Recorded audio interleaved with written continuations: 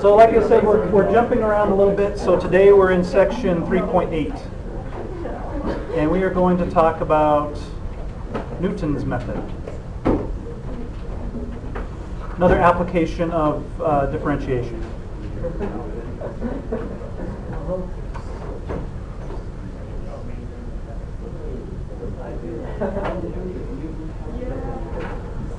So Newton's method gives us a way to approximate the zeros of a function. So if we have some complicated function and we want to get an approximation of the zeros of this function, Newton's method is a way to do that. So we're going to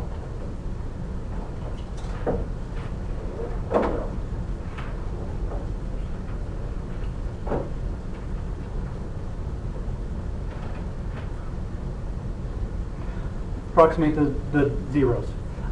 So what we're looking at is we have some function f. F is differentiable, so we have to be able to take a derivative. It's also continuous. I'm just giving us our conditions here.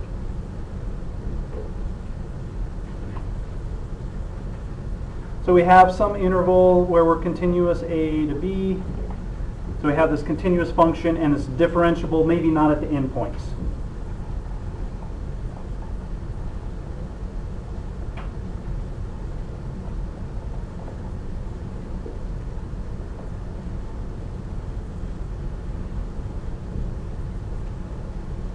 So we might not be able to differentiate at the endpoint, but that's okay. And we know we have a zero. So somehow we can figure out that we have a zero in this interval.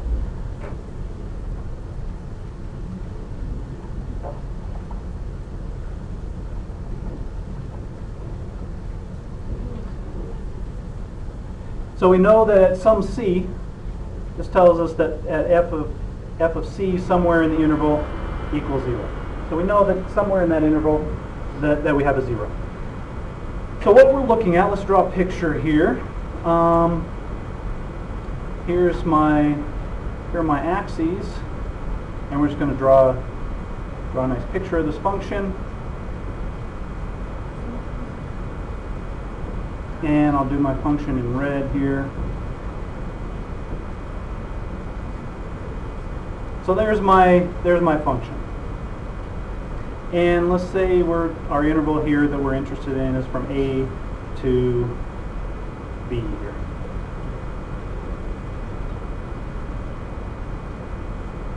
And I guess I'll draw this down here just so we know that A is down here.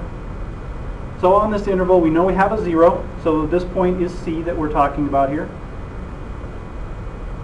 And we're going to approximate the 0 at some x that we'll call x1.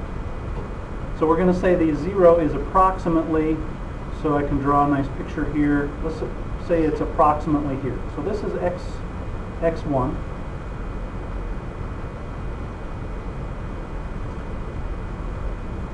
And we don't know exactly where the 0 is, but we're going to say this is pretty close. What we're going to do is look at the tangent line here at x1. So this point that we have here is the point x1 f of x1. That's our point. And let's draw the tangent line here. I'll draw that in blue.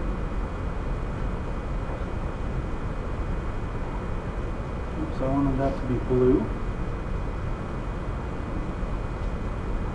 So there's my tangent line.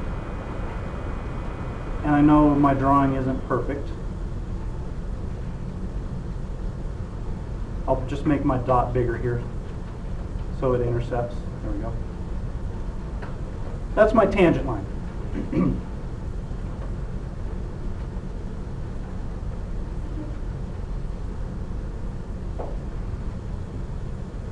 So the tangent line has an intercept here at x2.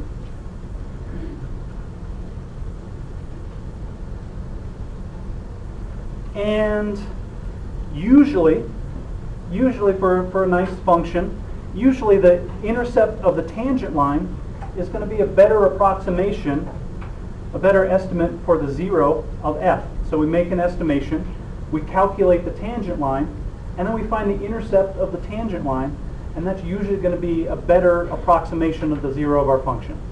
And lines are easier to work with than curves. And then what we're going to do is iterate this method.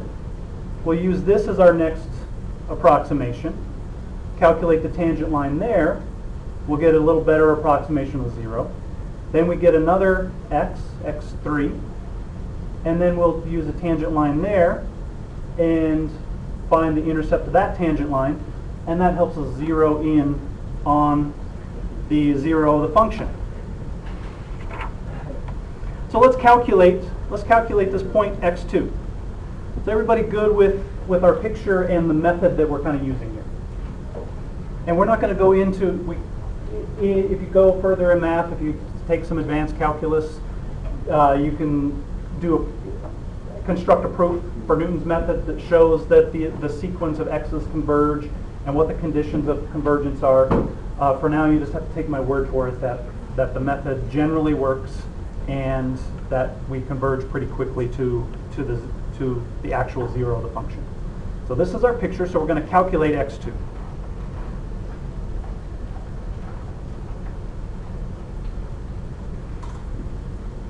So the slope of the tangent line there, just go back to the picture here, the slope of this tangent line is just going to be f prime of x1. That's the slope of this blue tangent line that I drew.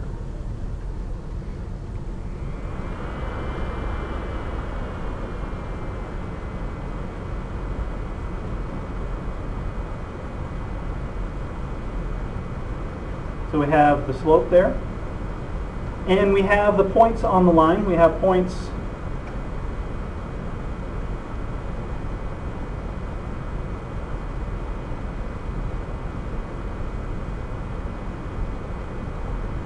we have 2 points that we know that are on the line. We have x1, f of x1, and we know that we're looking for the intercept. So we have x2, 0, because that's our intercept.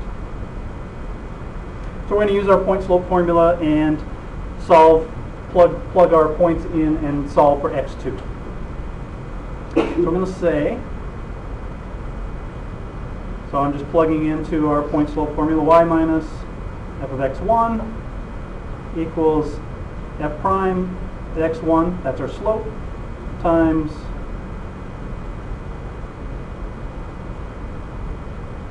x minus x1.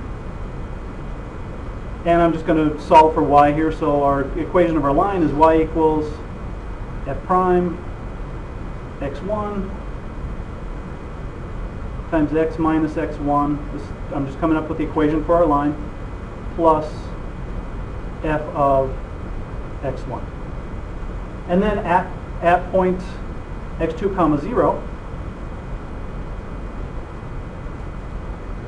my equation becomes 0 equals f prime of x1 times x2 minus x1 plus f of x1. A lot of subscripts here. And then we solve this for x2. So if I solve this for x2, I get x2, I'm not going to go through all the algebra, x2 equals x1 minus f of x1 over f prime of x1.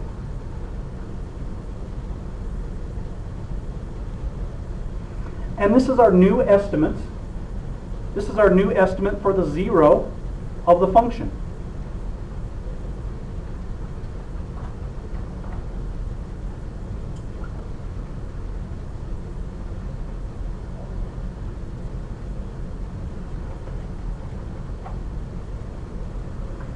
And then what we're going to do is take this x2 and use that as our new estimate.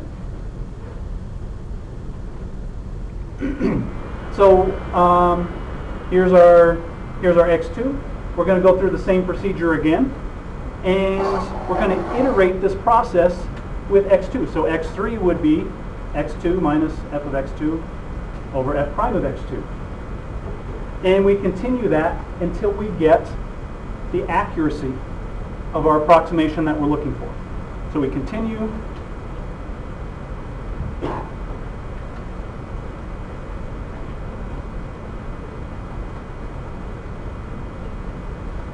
So we would get x3 equals x2 minus this quantity here.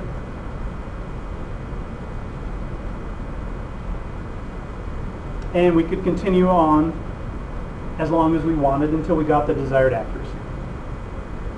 And in general, this gives us a better and better approximation for the 0 of f.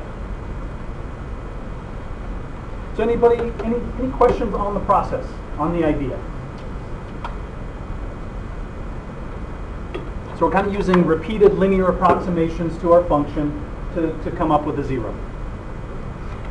And like I said yesterday, what we're doing in this first unit is we'll do some applications of tools that you already have, something that a little extension. So I just want you to have seen Newton's method. You know this approximation exists. It's nice because it's easy to program a computer to do something like this, to approximate zeros of functions, this iterative method. So it's just something that it's good to have seen, good to know exists, and it's another application of differentiation. So our steps here when we're using Newton's method is somehow we're going to make an approximation to the 0 of our function. So how could we possibly, what are some possible ways we could approximate the zeros of a function?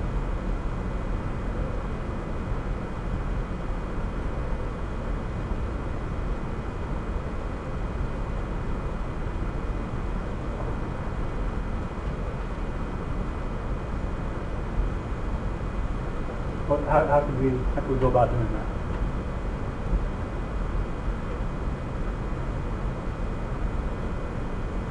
Any ideas?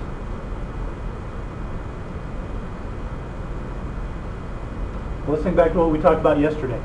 How can we analyze the graph of a function? What tools do we have? There's some of those that we could probably use to come up with where a 0 is. Intercepts. So if we have some function, we need to look for the intercepts. What tells us we have an intercept? Okay, very nice. So if we have some kind of graph, and we know that if we plug 1 in, the function evaluates negative, and we plug 3 in, then the function evaluates positive. So somewhere between 1 and 3, we have a 0. So that would be one way to estimate. Another way, what was your that you came up with, Daniel, for looking at a function? You said just plug in numbers, right? Yeah. You can plug in some numbers. Just crank out some numbers, evaluate the function at a few numbers, and see, okay, is it close to 0?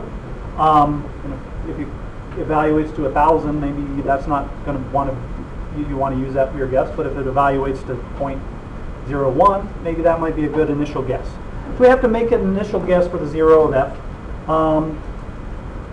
And then sometimes the problem will tell you, use such and such for your initial estimate of the 0. We're going to use that guess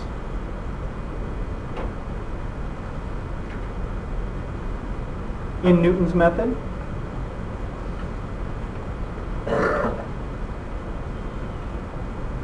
To generate a new approximation.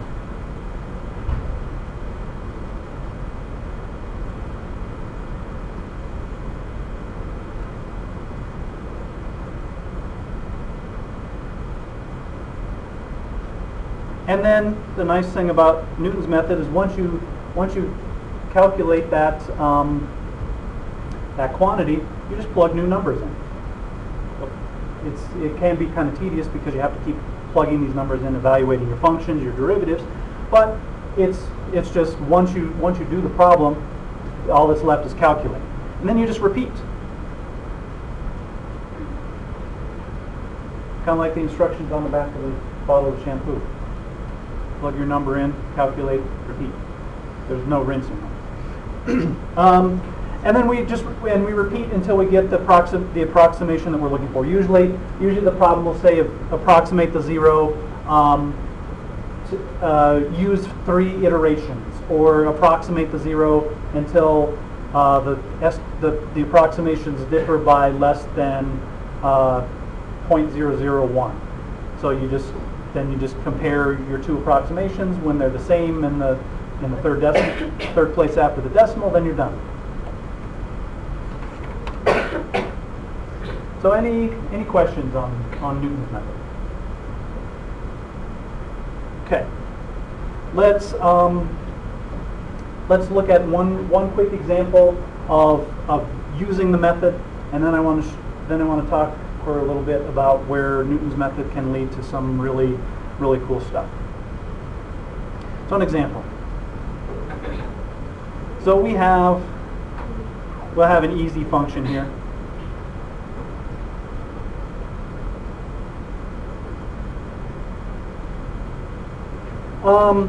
And the interesting thing, I think the interesting thing about some of these Newton's method problems is you have to calculate, you have to plug in numbers and evaluate your function, and you're going to be using a calculator, but you're kind of assuming that you can't just graph the function and find the zero and calculate. That part's interesting. So we want to approximate the zero.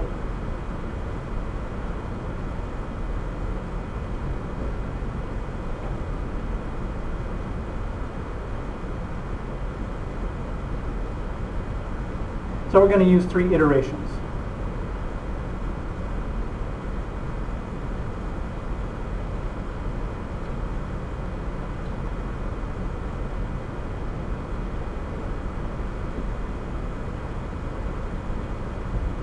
So what would be a good, how would we go about finding an initial guess as to what our zero was? I always try the easy one first. For a polynomial, I try to plug in 0. So f of 0 is -5. Oops, not f of x, f of 0. And then we could plug in, I usually try to go positive just because it's easier to calculate. And plug in some numbers. So we're using Daniel's method here. F of 1, that's another easy one. What's f of 1 here?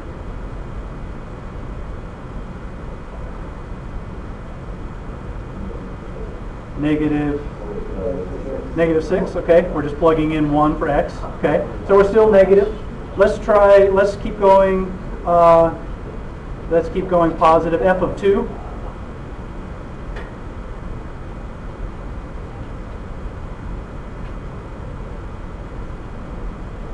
Somebody get f of 2 for me? Negative, what is it? -1. Okay, so now we're going towards 0. Let's try f of 3. And if that doesn't work, we'll go the other direction. F of 3. Someone said it? 16. So somewhere between 2 and 3, we have a 0. So and we're at f of 2 is -1, f of 3 is 16. I'm going to say our 0 is a little closer to 2 than to 3. So let's start with x1 equals 2.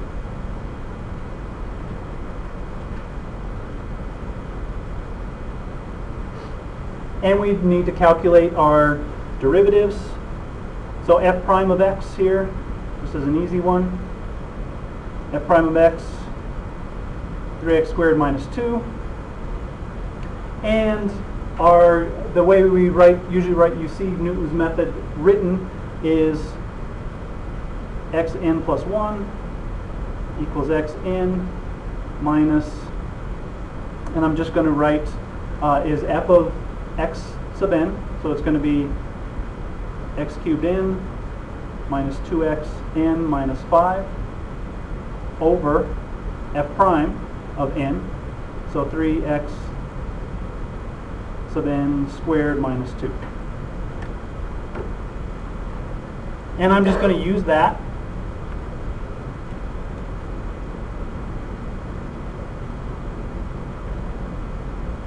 and calculate. So plug in, we're going to start with x with x1 equals 2. So x2 is going to be, I forgot something here. I forgot my x sub n. Oh no, this shouldn't be, it should be like this. Made my division sign too big. So this is just f of x sub n. This is f prime of x sub n. So x2, we're just going to plug in our initial estimate. We get 2 minus 2 cubed minus 2 times 2. I'm plugging in all my numbers. Over 5 times 3 times 2 squared minus 2. And I would plug that in my calculator and calculate. Not going to go through the calculator. That equals 2.1. And then I'm going to use this for my new x. I'm going to use this as my x sub n and calculate x sub 3. X sub 3 equals, and this is where it starts getting tedious, 2.1 minus 2.1 cubed minus 2 times 2.1 minus 5. And we're dividing that by f prime at x sub 2. So I get 2 times 2.1 squared minus 2. And I calculate that out, and I get, did I write? Yes, that should be 3, thank you. 3. Calculate that out, and that's about 2.0946. And we continue. So I would use 2.0946 to get x sub 4, and that would be my 3 iterations.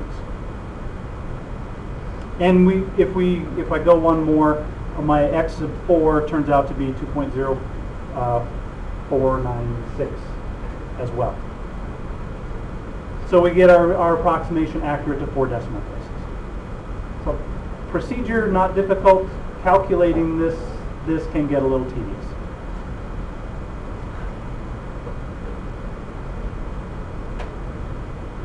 Questions on Newton's method? Okay, just a couple of things about Newton's method. It's one of the famous last words of math. It can be shown. That usually means it's really hard and we're not going to do it. The old joke is when the instructor says it can be shown, that means that's going to be a homework problem. That's not the case in here. So you can show that if the sequence of x sub n's converges to a limit, then that limit has to be a 0 of the function. So if this sequence converges, we're guaranteed that we're converging to a 0 of the function. And we generally double the number of decimal place accuracies with each iteration of Newton's method. So it converges pretty quickly. So looking at this, let me go back to our formula. When looking at this, when would Newton's method fail? When the derivative of the function is actually 0. At any of the x, if the derivative of f prime is 0 at any x of n, Newton's method is going to fail. So if we end up with our approximation, we end up at a local max or local min. So if f prime of any x of n is 0, our Newton's method is going to fail. You can usually get around that by adjusting your initial guess of your x of your 0. So you don't want to make your guess close to a relative min or max, because then your approximations could get you to that relative min or max, and then f prime is 0. So Newton's method is going to fail if f prime equals 0. And sometimes you can get around that by picking a new initial guess. sometimes Newton's method, depending on the function and depending on where the 0 is, Newton's method will not work.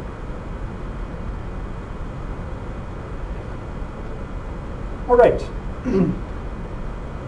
So what I wanted to talk about, if nobody has any questions on Newton's method, shouldn't be that difficult, hopefully, is chaos and what Newton's method has to do with chaos. This isn't something that I'm gonna test you on, or that's gonna show up on a quiz or anything. It's just something that I think is really cool and is connected to Newton's method. So some functions with Newton's method lead to chaotic behavior, and chaos can also have to do with fractals. So let me draw a graph of a function. Now this stuff, when I first heard about this in high school, that's what got me hooked on that. Is these ideas really. So I have this function, and I'm going to try to draw a picture. This one's I want to make sure, it's kind of hard to draw a picture of, but I'll try.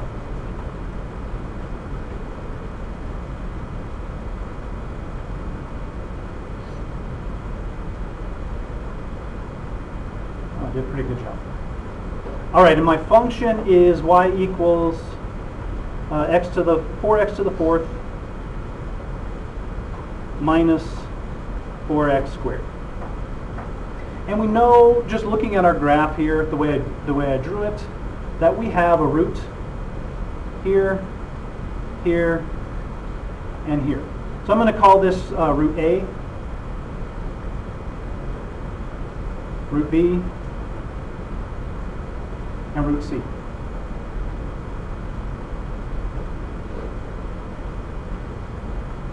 And I'm going to draw a couple of points in here in red. I'm going to try to get these. I know my drawing is not perfectly to scale, but it'll be pretty close. This is negative square root of 2 over 2, and this is negative square root of 21 over 7. And this is at the minimum there. And over here we have symmetrical, so that's square root of 21 over 7. And here we have square root of 2 over 2. And that's right at the relative maximum. So the really interesting thing about this function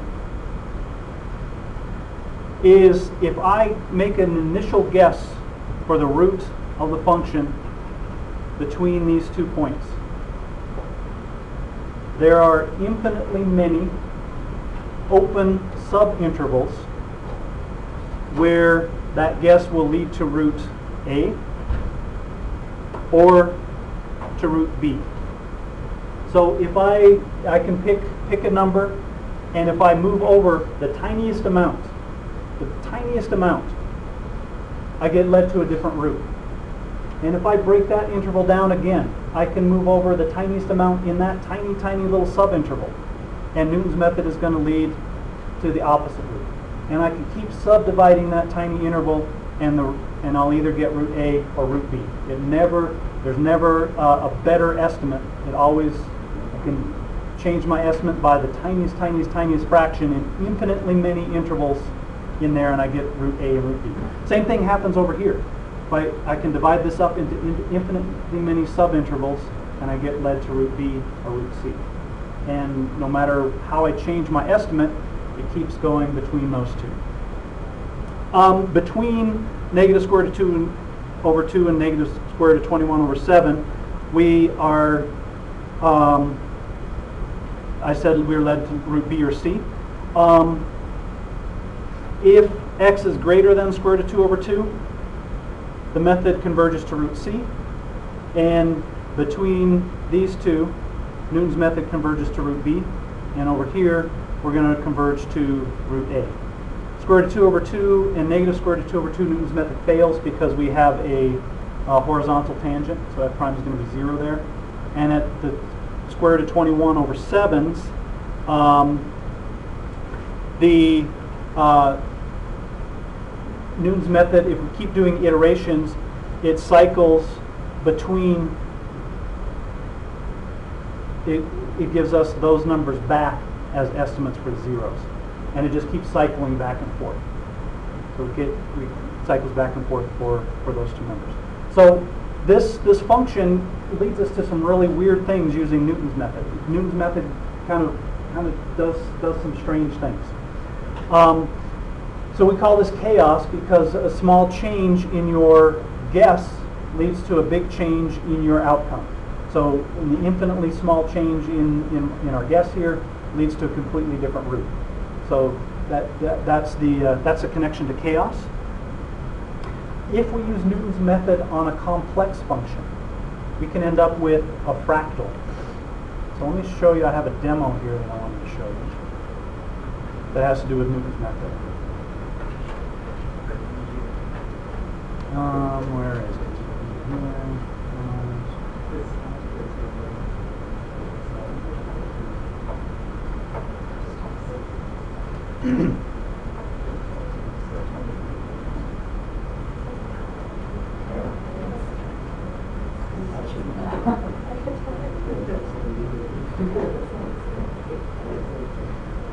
All right, so I have this animation.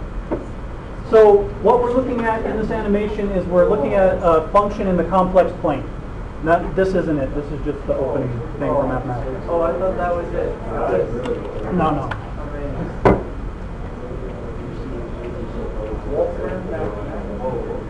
Oh boy. I will have to show you this on block day because extend. I have a new activation key. I don't know. It might ask me to enter a new one in. We'll see. Oh yeah. So they're going to ask. Then I'm going to have to. Okay. So I'll show you this. I do have the new activation key. I did it on my other computer, not this one. So I'll show you this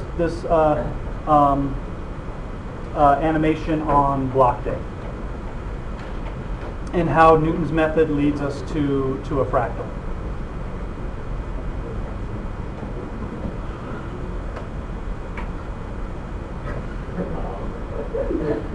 All right, so homework. Page 29.